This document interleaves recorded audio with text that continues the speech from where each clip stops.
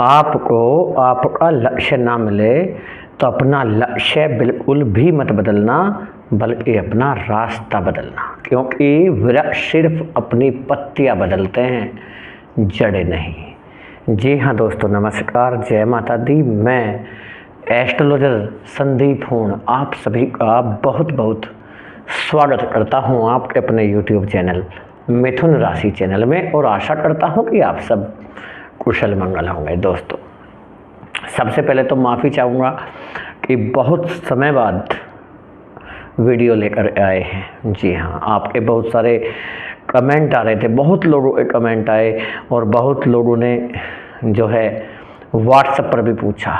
जी हाँ, आप इतना सारा प्रेम देते हैं, उसके लिए तो इन शब्दों में आपका धन्यवाद कहें ये समझ नहीं आ रहा। जितना भी धन्यवाद बोलें उतना कम है आपके लिए। बहुत सपोर्ट करते हैं, बहुत प्रेम करते हैं। लेकिन दोस्तों, हमारी तबीयत ख़राब हो रही थी, पहले फीवर हुआ, टाइफाइड हुआ, बहुत सारी चीज़ें चलती रही, लेकिन ज़्यादा बड़ी कोई प्रॉब्लम नहीं थी, है ना। निश्चिंत रहिए आप, कुछ नहीं होने वाला। बस थोड़ा सा उतार चढ़ाव ये तो लाइफ में चलता ही रहता है, लेकिन फ़िलहाल ठीक है, आपके सामने है तो ठीक है ना। माफ़ी चाहेंगे वीडियो बहुत दिनों बाद लाने के लिए। दोस्तों, आज आपने थंबनेल पर भी देखा, टाइटल में भी आज हमने लिखा है कि मिथुन राशि वालों, राजकुमार जा रहे हैं शत्रु के घर, कुछ बड़ा होने वाला है। राजकुमार किस तरीके से अपने शत्रु के घर जा रहे हैं और क्या बड़ा होने वाला है, इस वीडियो में चर्चा करेंगे। वीडियो चंद्र राशि पर आधारित है। यदि आपको अपनी चंद्र राशि नहीं भी पता है तो भी आप इस वीडियो को नाम राशि या लग्न के आधार पर भी आप देख सकते हैं, परंतु कमेंट में सच्ची श्रद्धा भावना से जरूर लिखिएगा ओम जय गणेशाय नमो नमः, ठीक है। और यदि हमारा समझाने का तरीका आपको अच्छा लगे, समझ में आए, तो ज़रूर बताना कि वीडियो कैसा लगा। फैमिली दोस्तों को शेयर भी आप कर सकते हैं। देखिए दोस्तों, हो क्या रहा है, बुध देव आपको कहाँ पर दिखाई दे रहे हैं? आज बुध देव दिखाई दे रहे हैं आपको 4 नंबर की राशि में। लेकिन आज से पहले बुध देव कहाँ पर बैठे हुए थे? 3 नंबर की राशि में, यहाँ पर बैठे हुए थे। बुध देव स्वयं अपनी राशि में बैठे हुए थे, ठीक है। अच्छी बात है कि अपनी राशि में ग्रह बहुत अच्छा रिजल्ट देते हैं, ठीक है। लेकिन अब ये बदलाव महत्वपूर्ण क्यों है? क्योंकि 4 नंबर की राशि में गए हैं, चौथे घर में नहीं गए हैं। देखिए, कुछ जातक ऐसे हैं जो हो सकता है पहली बार वीडियो देख रहे हों, ज़्यादा जानकारी ना हो, कन्फ्यूजन में मत रहना। कुछ लोग इसे तीसरा घर समझेंगे कि 3 नंबर लिखा हुआ ये तीसरा घर है, या 4 नंबर लिखा हुआ चौथा घर है। ऐसा नहीं है। ये 3 नंबर जो लिखा हुआ है, इसका मतलब ये लिख रहा है मिथुन राशि। तीसरा घर नहीं लिख रहा, मिथुन राशि लिख रहा है। 4 नंबर का मतलब कर्क राशि, 5 नंबर का मतलब सिंह राशि, 6 नंबर का मतलब कन्या राशि, 7 का तुला, 8 का वृश्चिक, 9 का धनु, 10 का मकर, 11 कुंभ, 12 मीन, 12 नंबर का मतलब मीन राशि, 1 नंबर का मतलब मेष राशि, वृषभ राशि 2 नंबर का मतलब है, ठीक है। ये राशियों के नंबर लिखे हुए हैं। लेकिन घरों की बात करें तो ये फर्स्ट हाउस ही रहेगा हमेशा, ये सेकंड हाउस है, ये थर्ड हाउस है, ऐसे ये हाउस नंबर है। ये पहला घर, दूसरा घर, तीसरा घर, चौथा घर, 5वां घर, 6ठा घर, 7वां घर, 8वां घर, 9वां घर, 10वां घर, 11वां घर, ये 12वां घर, ये फिर पहला घर। सारे घर कितने होते हैं? 12। या राशि भी 12 ही होती हैं, हर घर में एक राशि होती है। तो पहले घर में कौन सी राशि होगी आपकी? मिथुन राशि आपके लिए। दूसरे घर में कौन सी राशि रहेगी आपके? दूसरे घर में कर्क राशि। हमेशा ऐसा रहेगा, ठीक है। आज मैंने बता दिया है तो क्लियर रखिएगा अपना। अब हो क्या रहा है, बुध देव 3 नंबर की राशि से निकले हैं, मिथुन राशि से, आपकी राशि से 4 नंबर की राशि में पहुंचे हैं, कर्क राशि में। कर्क राशि जो होती है, इसके स्वामी चंद्रमा होते हैं। लेकिन ये भी ध्यान दीजिएगा कि ये जो चंद्रमा है, ये मन के स्वामी माने जाते हैं, मन के कारक होते हैं। ऐसे ही कर्क राशि में कौन पहुंचे हैं हम? बुध देव। बुध देव जो होते हैं, ये बुद्धिमता के स्वामी होते हैं, बुद्धि के स्वामी होते हैं, ठीक है। अब ध्यान दीजिएगा, यदि बुद्धिमता के स्वामी, मन के स्वामी के घर जाएं तो कुछ ना कुछ तो प्रभाव बड़ा होगा, क्योंकि हमारे शरीर में एक होता है हमारा मन और दूसरी होती है आत्मा। यदि हम मन के अनुसार चलें तो हमेशा जो कार्य करेंगे वो गलत ही कार्य करने की संभावनाएं होती हैं ज़्यादातर। हमारा जो मन कराता है वो गलत कराता है, हमारी जो आत्मा हमसे कार्य कराती है वो कार्य कहीं ना कहीं सही होते हैं। आत्मा हमेशा सही जानती है, सब कुछ सही। जैसे कि हम अपने बारे में बात करें, आप अपने बारे में बात करें, कोई भी व्यक्ति अपने आप को कभी गलत नहीं समझता। क्यों नहीं समझता? क्योंकि वो उसका मन बोलता है। और यदि आप स्वयं का निष्कर्ष करें, अपनी आत्मा के अनुसार देखें, तो आपको सही जानकारी मिल जाएगी कि हाँ ये आपसे गलती हुआ है, आपने किसी अदिल तो कहा दिया, आपको पता लग जाता है। और जब गुस्सा आता है तो आप उसे कुछ गलत बोल देते हैं, क्योंकि आपका उस टाइम पर मन काम कर रहा होता है, समझ रहे हैं। लेकिन अब हो क्या रहा है, मन कौन है? चंद्रमा। और आत्मा कौन है? ये मानिए वो आत्मा सूर्य होते हैं, आत्मा एक कारक, लेकिन सूर्य पुत्र माने जाते हैं बुध। अब ये भी एक कन्फ्यूजन हो गया होगा आपको, आप सोच रहे होंगे कि सूर्य पुत्र तो शनि होते हैं। बिल्कुल सही होते हैं, सही सोच रहे हैं आप, सूर्य देव के पुत्र शनि ही होते हैं। लेकिन जैसे एक होता है राजा और एक होता है राजकुमार, होते हैं ना राजकुमार।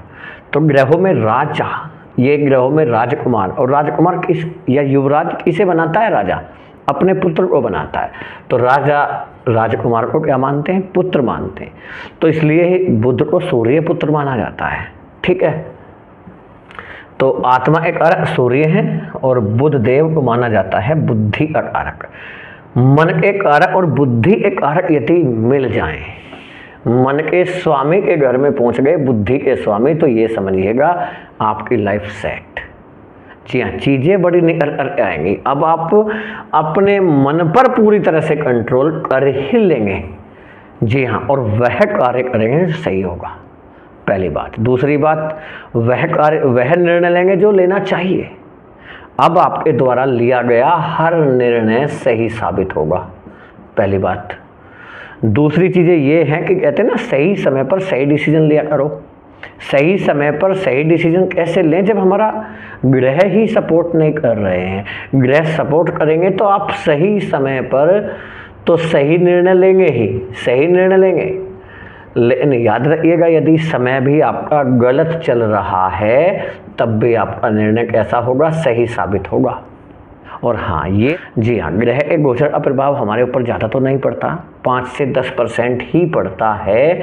लेकिन ये भी ध्यान दीजिएगा, हमारी जन्म कुंडली का ही असर हमारे ऊपर पड़ता है। यदि आपके जीवन में समस्याएं ज़्यादा चल रही हैं तो आपको अपनी जन्म कुंडली का विशेष एनालिसिस, जी हाँ, फुल एनालिसिस, डिटेल्ड एनालिसिस जरूर कराना चाहिए किसी अच्छे एस्ट्रोलॉजर से। किसी से भी आप करा सकते हैं। और यदि हमसे कराना चाहते हैं तो हमारे व्हाट्सएप नंबर पर मैसेज करके अपॉइंटमेंट ले सकते हैं। उसके लिए आपको पहले व्हाट्सएप पर मैसेज करके अपॉइंटमेंट लेना पड़ेगा, फीस जमा करनी पड़ेगी, उसके बाद ही आपको अपॉइंटमेंट मिलेगा। लेकिन हाथ जोड़ करके विनती करते हैं, अपॉइंटमेंट लेने के लिए कॉल ना करें, व्हाट्सएप पर मैसेज करके ही अपॉइंटमेंट लीजिएगा। और व्हाट्सएप नंबर आपको मिल जाएगा डिस्क्रिप्शन बॉक्स में, ठीक है। तो यहाँ पर ग्रहों का सपोर्ट मिलेगा। अच्छा, मोस्ट इम्पोर्टेंट बात अब क्या है, यहाँ पर बुधदेव ये देखिए कौन से घर में बैठे हैं। ये पहला घर, ये दूसरा घर। दूसरा घर बुध का ही घर माना जाता है। क्यों माना जाता है? वाणी हमारी किस घर में आती है? सेकंड हाउस में। और वाणी के स्वामी कौन होते हैं? बुध होते हैं। इसका मतलब ये हुआ कि बुध स्वयं अपने घर में आए हैं, चंद्रमा की राशि में और अपने घर में। अपने घर में हर ग्रह मजबूत हो जाता है, रिजल्ट देने लगता है। यदि आपका वाणी से रिलेटेड कोई भी काम है, चाहे आप टीचर हैं, अध्यापक हैं, या आप वकील हैं, एडवोकेट हैं, एडवाइज़र हैं, या आप कंसल्टेंट हैं, कंसल्टेंसी करते हैं, एस्ट्रोलॉजर हैं, ज्योतिष हैं, तो ये समझिएगा ये वाणी के लिए बड़ा महत्वपूर्ण है बुध का गोचर। दूसरा जो घर होता है वो कपड़े का होता है। कपड़े का, हमारी ज़रूरत की चीज़ों का, कपड़े, खाने पीने की वस्तुओं का होता है। यदि आपका कोई भी इससे रिलेटेड काम है, चाहे वो कपड़ों से हो या खाने पीने से रिलेटेड हो, उस काम में तरक्की मिलेगी। अब वो काम आप डायरेक्ट करते हो, इनडायरेक्ट करते हो, बिजनेस करते हो, नौकरी करते हो या प्रोडक्शन करते हो, ये मानिए इन दोनों से रिलेटेड।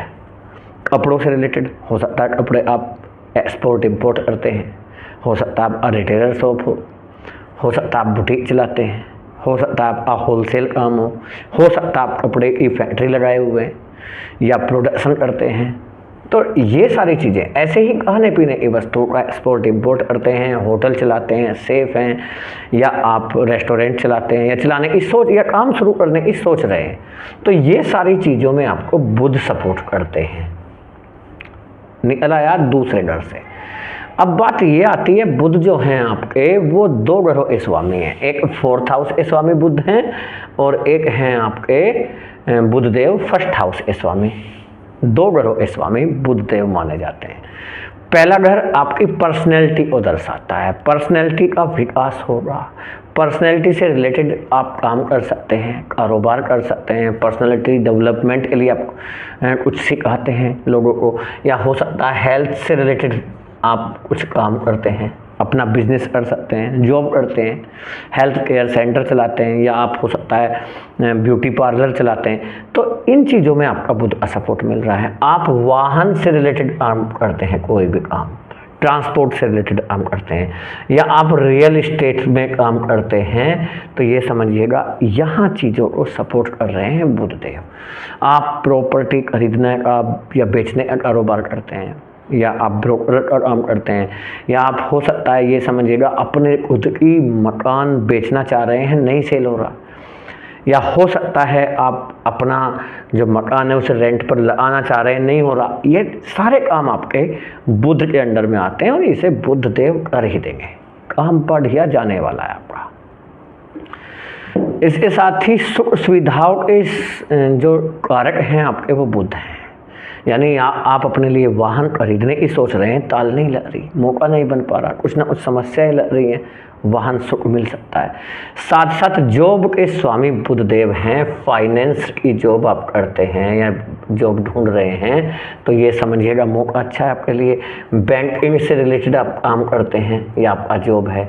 IT सेक्टर में आपका जॉब है, आप इंजीनियर हैं, या आप किसी भी कंपनी में आप सॉफ्टवेयर से रिलेटेड आप काम करते हैं, तो इन चीज़ों में बुध का सपोर्ट है। आप टीचिंग से रिलेटेड कोई काम है आपका, टीचिंग से रिलेटेड, चाहे आप अध्यापक हैं, कोऑर्डिनेटर हैं, या प्रिंसिपल हैं, या संस्थापक हैं, या विद्यार्थी हैं, जी हाँ, एजुकेशन से जुड़े हुए हैं, विद्यार्थी हैं, स्टूडेंट हैं, या किसी जॉब के लिए तैयारी कर रहे हैं, किसी इंटरव्यू के लिए तैयारी कर रहे हैं, काम नहीं बन पा रहे थे, वो काम आपके हो जाएंगे। साथ साथ बुद्धिमत्ता के स्वामी माने जाते हैं बुधदेव, तर्क शक्ति के स्वामी हैं, मैथमेटिक्स के स्वामी हैं। बुधदेव की कृपा ऐसी बनेगी कि आपका विदेश से गुड न्यूज़ मिलेगी, विदेश से, चाहे आपकी वीज़ा से संबंधित हो, पासपोर्ट से रिलेटेड हो सकती है, या विदेश से आपका परमानेंट रेजिडेंस से हो सकती है, सिटीजनशिप को लेकर, नागरिकता को लेकर काम नहीं बन पा रहा था, बन जाएगा। आपकी संतान की तरफ से आपको गुड न्यूज़ मिलने वाली है। आपकी संतान की हो सकता है एजुकेशन से रिलेटेड हो, या आपकी संतान की जॉब से रिलेटेड, ये गुड न्यूज़ आपको मिलने की संभावनाएं हैं। साथ साथ आपका स्वास्थ्य खराब चल रहा है काफ़ी समय से, लंबा समय हो गया, बहुत परेशान हैं, हेल्थ प्रॉब्लम जो चल रही थी उसमें काफ़ी हद तक आपको राहत मिलती हुई दिखाई देगी। मिथुन राशि वाले, विवाह में परेशानी आ रही है, अड़चने आ रही हैं, विवाह नहीं हो पा रहा, आप अपने लिए जीवन साथी या जीवन संगनी ढूंढ रहे हैं, अच्छा जीवन साथी नहीं मिल पा रहा, और मिलता है तो कुछ ना कुछ कमियाँ निकल जाती है, तो आपको बहुत अच्छा जीवन साथी मिलने की संभावना है यहाँ पर। साथ ही साथ यदि आपका रिलेशनशिप खराब हुआ, रिश्तों में दरार पड़ गई, आपका लव पार्टनर आपसे दूर चला गया, बातचीत नहीं कर रहे, ब्लॉक कर दिए हैं, हर जगह से ब्लॉक कर दिए, ऐसी उम्मीदें नहीं थी, आपका दिल दुखाया, मन परेशान है, तनाव में, टेंशन में आ गए, डिप्रेशन तक की स्थिति बन गई है, ये समझिए कि आपका लव पार्टनर लौट करके आपके पास आएगा, आपसे मिलना चाहेगा और आपसे बातचीत करके रिश्तों को ठीक करने का प्रयास करेगा। इसके साथ ही ये समझिएगा कि वैवाहिक जीवन में जो समस्याएं चल रही थी, तनाव, टेंशन, लड़ाई झगड़े, डिवोर्स तक स्थिति बनी हुई है, वो चीज़ें सही हो जाएंगी। हालांकि शुक्र आपके बैठे हैं 11th हाउस में, यदि आप अपने लिए लव पार्टनर की तलाश कर रहे हैं, लव पार्टनर आपको मिलेगा, बहुत अच्छा। जी हाँ, लेकिन एक्स्ट्रा मैरिटल अफेयर से थोड़ा सा सावधान रहें, बचने का प्रयास आप करें।